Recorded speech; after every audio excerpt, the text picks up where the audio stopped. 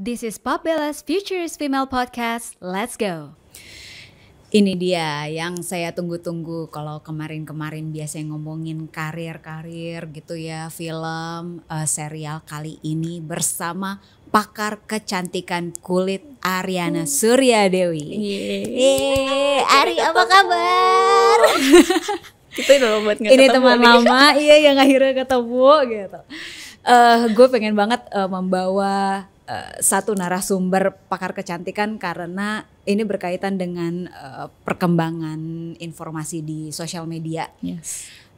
Bagaimana memisahkan mana yang patut kita dengar, patut kita ikuti.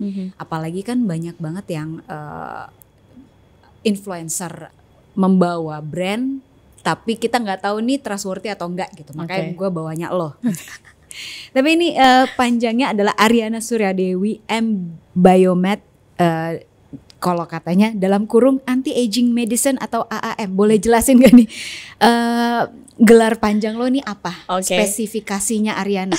Jadi ya basicnya gue dokter, Yes. terus udah gitu ambil S2 di dia ilmu biomedis yang kekhususan untuk anti-aging medicine. Jadi kita mempelajari tentang penuaan kulit ya. Jadi nggak spesifik ke kulit juga sih. Jadi penuaan secara keseluruhan gitu.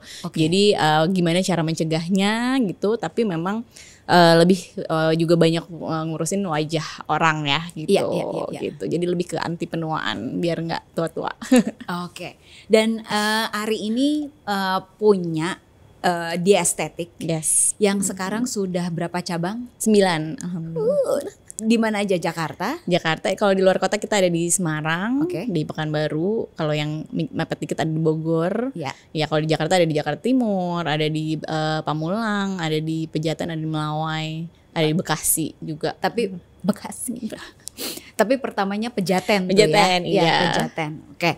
Ri, memasuki dunia digital dan media sosial gitu. Mungkin lo ingat atau misalnya yang mendengarkan dan menonton kita nih ingat gitu, ada Dr. Richard dulu sempat dibully soal dia speak up soal skincare. Temanku, Dr. Richard. Tentu saja. Dan gue juga tahu nggak cuma lo, tapi suami lo juga adalah pasangan yang cukup vokal, menyuarakan ini yang benar, ini yang tidak patut diikuti gitu. Tuh lumayan kenceng dan suami lo lumayan laku ya di TV-TV. Tapi lo pernah nggak mengalami dibully netizen? Dibully Karena speak up. netizen, dibully netizen kalau kayak dikatain gitu segala macam sih alhamdulillahnya nggak pernah ya. Cuman yang pernah dapat surat somasi pernah. Yang benar. Dapat surat somasi pernah. Waktu itu salah gue edemisnya juga sih karena jadi ceritanya pasien gue ada pasien yang konsultasi gitu, dia dengan case yang waktu itu stretch mark yang terbentuk karena penggunaan krim body lotion yang dia pakai gitu. Nah kebetulan dia bawa krimnya ke klinik, terus abis itu gue minta izin boleh nggak nih gue share gitu kan ini tentang kasus lo ini. Terus dia, dok nggak apa-apa boleh gitu kan. Dia memang stretch marknya full banget ya, bener-bener stretch mark gitu kebentuk. Emang tuh bisa terjadi karena penggunaan krim abal-abal ya biasanya gitu. Dia ada penggunaan krim yang steroidnya dosis tinggi. Nah terus udah gitu gue share lah gitu. Niat gue sebenarnya gue tutup pintu mereknya, cuman skip ke pinggir jadinya mereknya gitu. Dan memang karena gambarnya mungkin kegeser atau gimana. Iya. Waktu itu belum seahli sekalian, sekarang lah ya. Jadi kelihatan lah tuh mereknya gitu. Dan emang si produk itu ternyata udah ada BPOM-nya. Gitu. Jadilah ya gue kan salah dong berarti kan. Akhirnya gue yang menjelaskan bahwa dia somasinya sih menjelaskan bahwa itu produk ada BPOM-nya. Ya akhirnya gue jelaskan bahwa memang produk itu ada BPOM-nya gitu. Dan emang tapi gue bilang pasien gue datang dengan membawa produk itu dan mengaku menggunakan produk itu dan memang hasilnya kok seperti penggunaan krim yang mengandung steroid gitu. Ya akhirnya gue clarify lah di Instastory gitu. Itu berarti itu menjadi bahan pelajaran untuk unggahan berikutnya. Untuk unggahan berikutnya jadi kayak lebih ya hati-hati juga gitu karena nah itu saat itu pas gue posting juga bukan bulian sih ya, cuman memang Kalau metode penjualan produk skincare yang dengan banyak bala-balanya gitu ya, banyak MLM gitu ya, ada banyak reseller, itu biasanya lumayan masif kan, kayak kok masa sih produknya kan udah ada registrasinya, produknya kan aman ini segala macam. Nah itu lumayan banyak yang komen gitu, itu aja sih. Dan gue tapi nggak nganggep itu bulian sih. Iya. Iya. Gitu. Tapi somasi lumayan bikin somasi kayak bisa ya, gitu sih. Iya. Iya, soalnya berkaitan dengan hukum kan. Iya betul. Jadi ya itu harus hati-hati lah buat kita ini ya. Berarti apa namanya, mengedukasi orang. Niatnya sebenarnya kan cuma mau mengedukasi ya. Kalau pilihan produk gitu ya harus tahu bener nggak nih ingredients yang dipakai kayak gini. Kalau dipakai ternyata ada efek sampingnya, muncul sesuatu atau apa, konsultasiin ke dokter gitu. Bener nggak nih produk ini aman untuk dipakai gitu. Nah, tapi kan sebenarnya kalau kita ngomongin produk kecantikan atau perawatan lah ya, perawatan kulit, terkadang kan dipengaruhi juga oleh orang yang di look up lah di media sosial gitu. Bagaimana cara kita memilah sebagai orang awam ya Ri ya, yang nggak ngerti mungkin, memilah ini produk yang benar dan ini nggak benar gitu.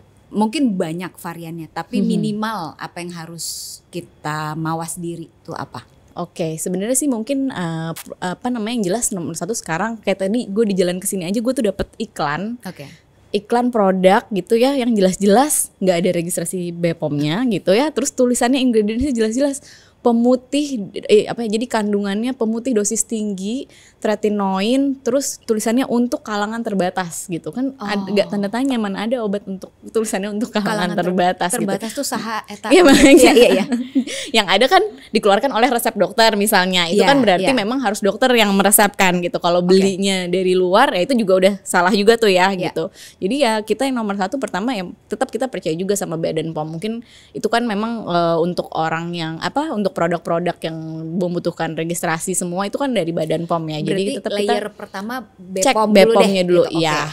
Terus bisa kita cek juga BPOM-nya bener nggak real namanya itu gitu. Kadang-kadang dia mencatut nomor BPOM tapi namanya bukan gitu. Hanya ya kalau dia produksi stiker bisa aja kan ya gitu ya. Jadi kan kita bisa ngecek di websitenya Badan POM gitu. Jadi bener nggak nomor registrasi sekian produknya di ini diproduksinya di sini gitu. Itu detail jelas. Kalau pabrik yang legit untuk produksi itu bener-bener diatur semua sama Badan POM, bahkan penulisan, bagian mana yang ditulisin, klaimnya apa aja, itu semua diatur sama Badan POM gitu. Jadi sebenarnya untuk meyakinkan diri lo produk itu benar atau enggak, minimal cek di websitenya BPOM. Ya. Gitu, itu pertama gitu. Terus udah gitu kita lihat lah maksudnya produknya gitu ya. Kemudian nah yang kalau berhubungan lagi sama influencer, mungkin kita juga harus lihat juga jenis kulit ini untuk lebih ke cocok atau enggaknya di kita ya gitu. Kita juga harus pelajarin juga kondisi kulit influencernya gitu ya. Maksudnya apakah emang ya jenis kulitnya mirip sama jenis kulit kita gitu. Apakah belum tentu cocok di influencer tersebut cocok juga di kita gitu kan. Terus belum tentu memang kadang-kadang ngeliat influencer itu pakai langsung glowing gitu. Kita juga harus pelajarin kulit kita tuh seperti apa, masalahnya apa gitu. Misalnya memang basicnya dia dry gitu ya. Kalau kita basicnya kulitnya misalnya oily dan cenderung berjerawat, jelas sangat berbeda kan kebutuhan kulitnya gitu. Itu sih, itu mungkin poin yang lumayan penting. Mungkin kalau misalnya kasus-kasus yang misalnya rumit ya, misalnya memang dia jerawatnya emang parah gitu ya. Itu jangan coba-coba skincare gitu. Misalnya kasus-kasusnya emang jerawat pada remaja gitu ya kan, sering yang udah memang bener-bener jerawatnya satu wajah full gitu ya, itu pergilah ke dokter untuk periksa gitu. Jangan takut untuk pergi. Iya, justru malah kalau udah terlanjur nyoba-nyoba makin parah, makin berat jerawatnya, lebih susah untuk mengobatinya gitu. Gimana cara naruh mindset? Kadang kan emang agak susahnya ini kan Ri, kayak influence dari media sosial itu kan, aduh si A kinclong, B kinclong, C kinclong, kalau gue ke dokter nanti mahal lagi gitu. Gimana menanam mindset ke perempuan-perempuan untuk kalau misalnya breakout kayak gitu, udah jangan coba-coba deh, langsung ke dokter kulit. Ya betul, karena yang mungkin harus dirubah adalah mindset jerawat itu adalah sebuah infeksi bakteri. Jadi dia perlu pengobatan oleh dokter, karena infeksi bakteri harus diobati dengan antibiotik kan gitu. Sama seperti kita ketika flu ya, mungkin kalau flu biasa dengan infeksi virus biasa yang 2-3 hari sembuh, kita bisa minum obat Oke. dari warung aja. Tapi ketika dia udah ada infeksi bakteri ya, udah ada demam tinggi yang kemudian tidak bisa diobatin, nah tetap harus ke dokter kan untuk mendapatkan resep yang sesuai dengan penyakitnya. Dan harus tahu juga ini penyebabnya apa gitu, dengan pemeriksaan darah kan kalau misalnya di tubuh. Nah sama kalau di jerawat juga gitu, kita harus lihat nih tipe jerawatnya penyebabnya yang karena full banget misalnya, kita bisa lihat oh ini bakteri nih gitu. Gitu. Jadi berarti kita, memang mindsetnya lebih ke situ ya. Kalau misalnya kayak kita sakit panas tinggi banget, kan udah otomatis ke dokter. Iya. Begitu juga dengan kondisi kulit. Kalau emang ngeliatnya udah, wah ini udah parah banget, gak usah coba-coba, gak usah coba-coba, langsung ke dokter kulit. Iya. Karena bisa jadi jatuhnya lebih mahal nyoba-nyoba dong. Betul. Lebih mahal nyoba-nyoba. Dan sebenarnya mengobati jerawat kalau misalnya udah oke nih, kita udah tahu dia misalnya jerawat, terus kita udah tahu nih kausanya mungkin apa. Dari dokter kan biasanya kita juga kasih tahu, misalnya perlu menghindari makanan tertentu kah, atau misalnya ada skincare kandungan yang kita kulitnya nggak bisa gitu kan, dikasih tahu. Setelah itu mungkin kita tidak perlu terus-terusan kan gitu, mungkin bisa dicoba dengan skincare yang over the counter gitu. Toh biasanya di dokter juga nggak semuanya itu rangkaian yang merupakan obat gitu kan. Jadi pasti ada rangkaian yang produk-produk seperti sabunnya, tonernya, itu dia merupakan over the counter produk gitu yang ya tinggal di krim malamnya biasanya, atau ada antibiotik salepnya gitu yang merupakan golongan obat gitu. Step by stepnya. Nah, kalau kembali lagi tadi ngebahas soal coba-coba, kalau lo sendiri bisa membedakan gak sih mana yang bener-bener honest review sama review karena ya itu endorsement. Iya. Aduh susah nih ya, tapi mungkin tapi gue sering juga maksudnya menemukan, gue tahu ya maksudnya kayak influencer memang kan mereka itu pekerjaan mereka ya, mereview produk gitu. Tapi masih banyak pengalaman gue yang mencarikan, gue juga masih kadang-kadang bantuin tim marketing untuk cari influencer untuk nge-review produk ya gitu. Dan masih banyak banget juga yang oke, boleh nggak kita coba dulu produknya selama 2 minggu, kalau emang oke baru aku mau honest review gitu. Masih banyak beauty influencer yang kayak gitu. Jadi jangan generalisir semua beauty influencer tuh bener-bener cuman terima aja gitu untuk dipakai gitu. Jadi masih banyak. Cuman memang untuk ngebedainnya ya mungkin kan dia kadang-kadang ada yang cuman nge-review, oh ini dateng gitu ya, tapi ada yang benar-benar dipakai terus tiap hari, itu juga mungkin bisa jadi pertimbangan gitu. Cuman ya ada juga sih yang dipakai terus nanti maksudnya habis itu dilap gitu ganti gitu ya.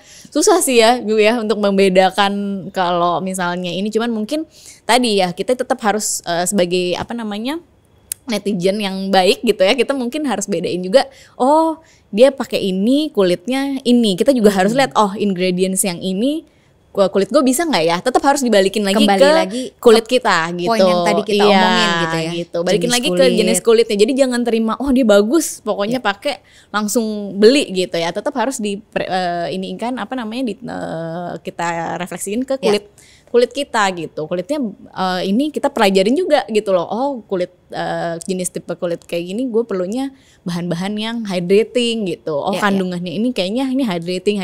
Sekarang udah banyak kok di Google gitu, kita bisa cari kok maksudnya ingredients ini itu manfaatnya untuk apa aja gitu. Nggak boleh untuk kulit seperti apa gitu kan, banyak banget ya yang bisa kita baca gitu.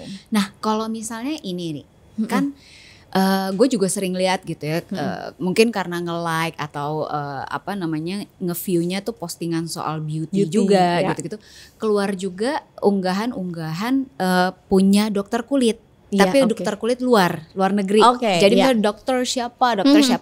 Terus mereka kan menjelaskan tuh, ada yang ngomongin hindari produk yang mengandung apalah, ada bahasa chemicalnya lah. Mungkin yang orang awam termasuk gue nggak ngerti dan lupa juga abis itu gitu kan. Jangan pakai yang ada ininya, jangan pakai ada yang ini. Nah, sebagai orang awam lagi nih, selain BPOM tersebut, misalnya yang pengen beli produk, gue pengen nyobain yang produk luar negeri, itu kan nggak BPOM karena kan nitip nih misalnya, nitip dong just tip say gitu. Nah itu gimana tahu cocok nggak cocok sama kita? Apakah ngelihat dari cuaca di sana juga kan ada yang bisa orang luar negeri karena dia 4 musim beda lagi kebutuhan kulitnya. Betul. Ya. Jadi itu juga perlu diperhatiin ya. Jadi dia sumber dari negaranya negara mana dan emang untuk tipe kulit yang seperti apa. Biasanya mostly kayak misalnya Korea, terus udah gitu itu mereka hydrating mostly ya banyaknya gitu. Dan kita bisa search main ingredientsnya apa dari produk itu. Terus kita bisa di ini kok ada juga websitenya, gue lupa lagi, nanti kita iniin deh website untuk ngelihat oh ini ingredients yang ini itu manfaatnya untuk apa aja.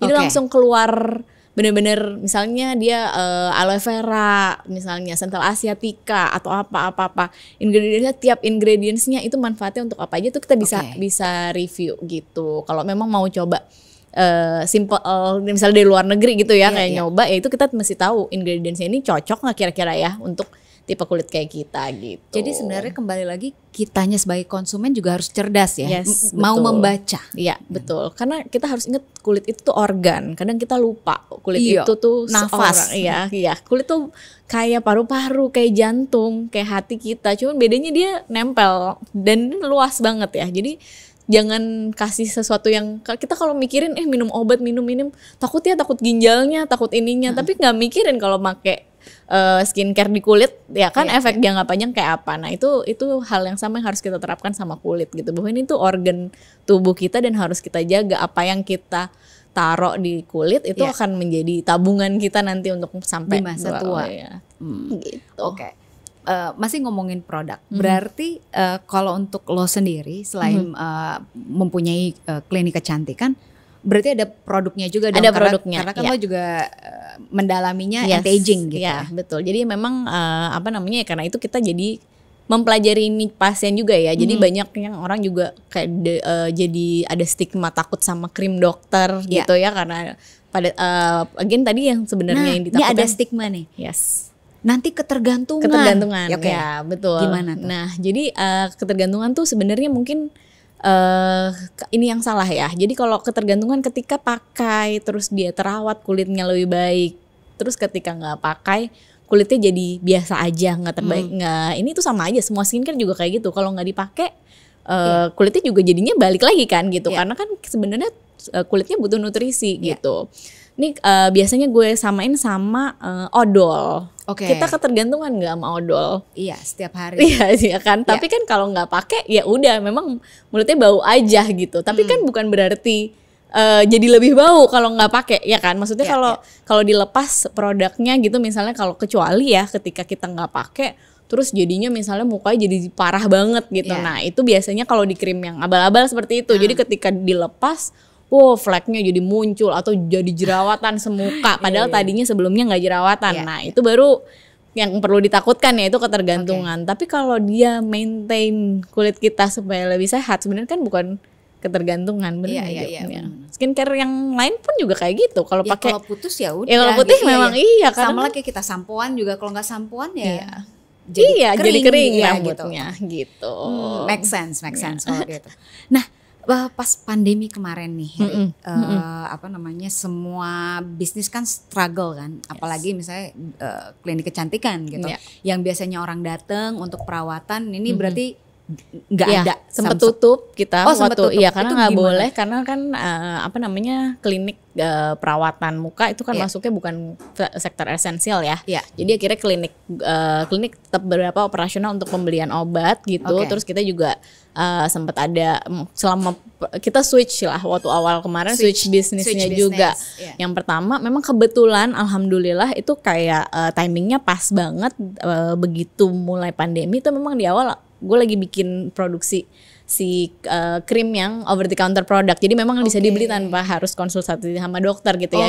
Basic skincare lah, kayak masker, sabun gitu, moisturizer gitu. Itu pas lagi nge-build itu tuh? Itu persis sebelum pandemi, persis 2020 awal ya kita ininya ya gitu. Jadi bener-bener begitu habis pandemi, kita udah punya bisnis yang ini, yang skincare ini, yang alhamdulillah jalan gitu. Jadi karena memang orang kan untuk kedatangan ke klinik sampai sekarang pun juga belum yang kayak seperti persis sebelum pandemi gitu. Karena orang pasti juga banyak menemukan cara lain untuk merawat diri di rumah gitu ya.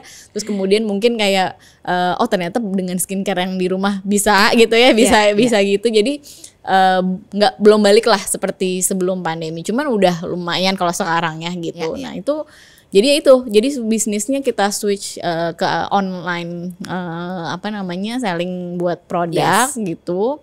Terus kemudian ya kita harus adaptasi lah. Akhirnya dokter-dokter kita juga karena waktu itu swab test di mana-mana gitu ya, kita harus perlu swab test gitu. Jadi kita juga dokter-dokter kebetulan memang basicnya kan semua dokter dan medis gitu ya di klinik. Jadi ya itu kliniknya tetap berjalan dengan kita bantu merawat pasien COVID juga waktu itu. Tapi nggak di klinik ya, jadi home care gitu ya. Ada home care juga. Iya gitu. Tapi berarti justru pandemi itu nggak berpengaruh besar dong kalau buat lo, karena mungkin bagi yang nggak tahu nih ya teman-teman, ini pasangan suami istri yang apa aja kalau bisa dijual. Gue tuh masih ingat pas lagi nungguin di klinik ya, itu tahun berapa, mungkin kayak 1 dasawarsa yang lalu, hampir 1 dasawarsa yang lalu, lagi nunggu, cobain keripik ini deh gitu. Oh iya enak-enak, iya kayaknya gue mau jual ini. Jadi sebenarnya lo jualan apa, Ri? Semua hal tuh dijual gitu. Temen SMA gue dulu pernah bilang kan, kayak kalau gue bukan temen lo, gue udah lo jual deh. Kayaknya apa yang di depan mata bisa dijual tuh lo jual gitu. Iya. Itu ya makanya itu. Jadi ya itulah kemarin alhamdulillah masuk kita nemu juga, oh ya kita harus kayak gini. Ngaruh sih, jelas ngaruh ya. Maksudnya karena kan memang jadinya banyak maksudnya pengeluarannya tetap kita harus tetap menggaji orang, tetap harus segala macam gitu ya. Tapi dan sebenarnya harus nambah juga orang karena kan memang di bagian produksi, untuk produksi skincare, untuk marketing skincare kan tetap harus nambah kan. Maksudnya dia berbeda divisi tetap kan sama kliniknya, tapi kliniknya tetap juga harus jalan gitu. Tapi ya ngaruh, cuman alhamdulillah kita bisa survive gitu. Kalau yang dijual kemarin selama pandemi tempat jualan bebek juga, aja belum nyobain ya, nanti kita belum. Bebek frozen kita ada. Jual bebek frozen. Terus habis itu apa lagi ya, tapi enggak ya, itu iseng-iseng lah ya yang lainnya. Tapi basicnya kita masih di itu skincare, si produk skincare-nya itu sama inilah klinik gitu. Nah, kembali lagi ngomongin ini karena gue juga tahu misalnya lo dan suami tuh tipe entrepreneur banget. Emang mungkin jiwanya, feel-nya di situ gitu. Menurut lo bagaimana pendapat lo mengenai membangun bisnis dengan privilege? Kalau buat Gen Z ini penting. Buat Gen Z ini penting. Menurut gue nggak ada masalah sih ya. Ya sama sekali nggak ada masalah, dan bahkan justru udah seharusnya kalau punya privilege itu harus kita manfaatin gitu ya. Karena kan privilege bisa macam-macam ya. Maksudnya dari pendidikan yang baik itu kan sebuah privilege. Betul. Kan kita bisa dapat pendidikan ya kayak gue aja bisa sampai jadi dokter. Dan sekarang kan juga nggak murah juga biaya sekolah kedokteran, biaya segala macam. Nah itu kan sebuah privilege ya. Dan itu menurut gue harus nggak ada salahnya, dan malah justru ketika kita udah punya privilege itu harus kita digunakan baik. Digunakan dengan baik, bukan disalahgunakan justru ya kan. Maksudnya digunakan dengan baik, itu dimanfaatkan privilege. Bisa sekolah di tempat yang bagus, manfaatkan relasi yang kita punya ya kan, koneksi teman-teman gitu. Itu yang kita harus manfaatin untuk menggunakan bisnis, menjalankan bisnis yang baik gitu. Dan apakah itu memudahkan lo untuk mendapat investor?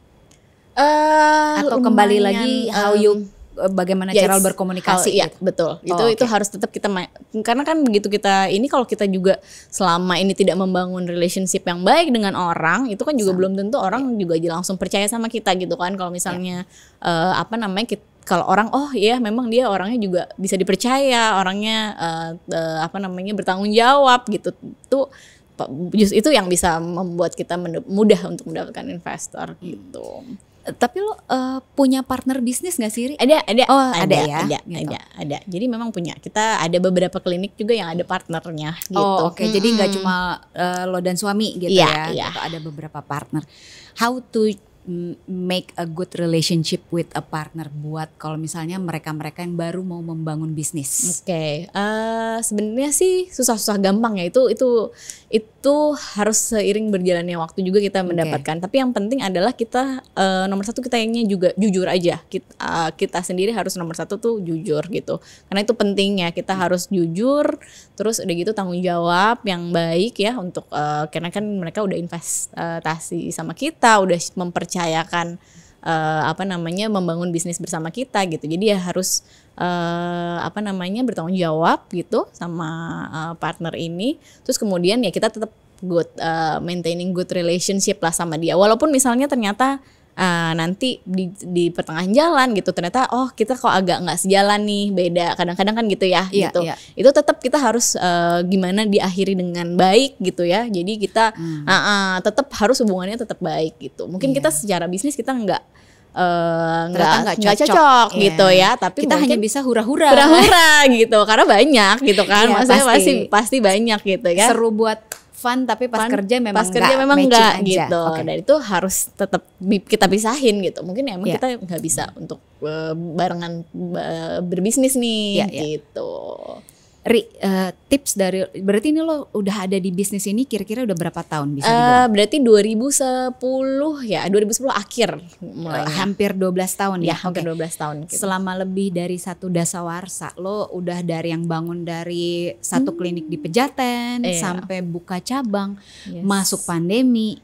Lo berdagang hal yang lain lagi gitu kan, di luar kecantikan bahkan gitu. Bisa tips apa yang bisa lo kasih ke businesswoman yang baru merintis bisnis kecantikan? Oke, bisnis. Nah, ini soalnya sekarang banyak pasti karena bisnis kecantikan ini kayaknya lagi ini ya minimal kan mereka entah bikin lipstick gitu betul, kan, bedak atau apa gitu. Oke, nomor satu sebenarnya harus punya pembeda di antara bisnis-bisnis yang udah ada. Itu penting banget kalau mau mulai bisnis kecantikan karena sekarang bener-bener pasarnya udah padet ya gitu. Jadi harus punya pembeda. Kalau cuman kayak gue mau bikin kayak dia gini. Follower udah susah nih kalau ngikutin. Kalau dulu misalnya belum banyak, kita tuh tinggal ngikutin deh kayak dia, itu bisa kan. Itu salah satu bisnis salah satu cara berbisnis kan sebenarnya. Kalau kita mau ngopi gitu ya, misalnya mau ngeliat terus ngopi aja gitu, kalau misalnya emang belum banyak pasarnya itu bisa gitu. Tapi kalau sekarang kan udah padat banget, kita harus punya satu yang membedakan bisnis lo sama yang lain. Itu aja dulu pegang. Terus kemudian setelah itu mudah insya Allah itu kalau udah dia beda nih gitu ya, skincare sama yang lain atau produknya sama yang lain, itu jadi nilai jual yang bisa diangkat gitu ya gitu. Dan harus tough lah, kita harus harus sabar, harus sabar dan harus tough karena emang banyak juga yang iseng-iseng kayaknya enak, kayaknya easy money nih, gitu. Ada banyak yang nganggep kayaknya gitu, gampang nih, kayaknya gampang tinggal jual, orang pasti beli. Nah itu kalau nggak punya pembeda dan kalau nggak tough, maksudnya nggak, pokoknya kita harus gini, kita kayak gini. Kalau gagal coba lagi, kita coba lagi. Nah harus seperti itu sih gitu. Nah menurut satu lagi nih, peran konsistensi di sini. Konsistensi, benar. Biar kita tetap, gue kayaknya udah capek misalnya kayak gitu gitu ya. Biar bisa tetap konsisten gitu, menjaga bahwa nggak apa-apa beda, one day ini akan naik gitu. Gimana lo meyakinkan diri lo? Oke. Ini kalau gue sendiri karena gue dokter ya, terus dokter dan berkecimpung di bidang kecantikan. Jadi mau nggak mau ini keahlian gue di bidang ini. Tapi lo pernah merasa yang kayak, udah kayak pengen nyoba yang lain? Jadi YouTuber mungkin.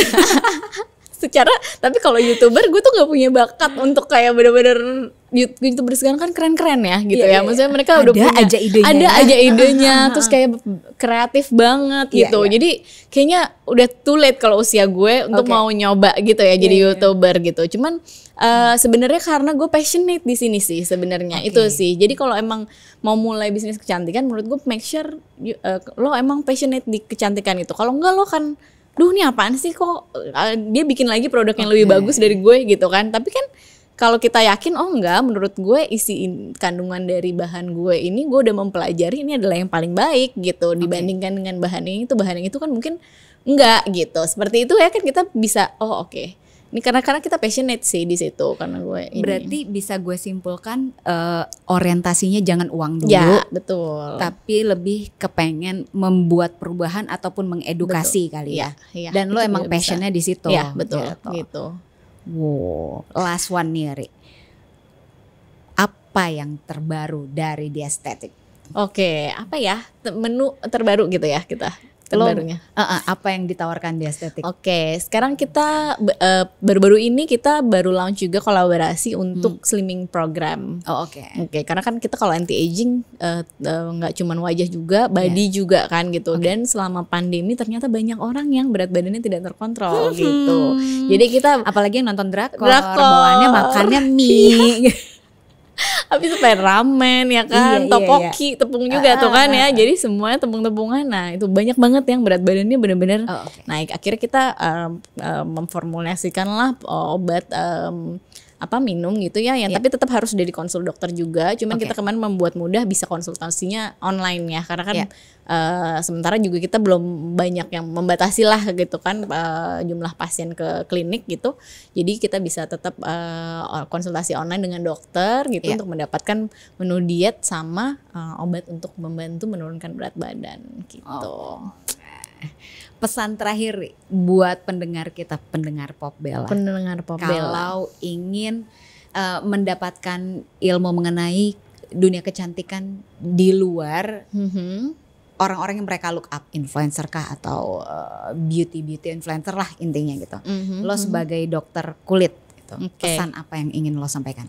Banyak mungkin juga banyak baca informasi-informasi gitu ya. Kita bisa dapat dari mana aja kok, as simple as Google gitu ya. Kita bisa cari, tapi pilihlah sumber-sumber yang terpercaya ya, of course gitu ya. Jadi kayak misalnya tulisan-tulisan dan dokter-dokter juga banyak ya. Kalau aku sekarang dokter-dokter teman-temanku sendiri tuh banyak yang mengedukasi gitu. Nah itu boleh di follow dan mostly gampang dicerna kok sama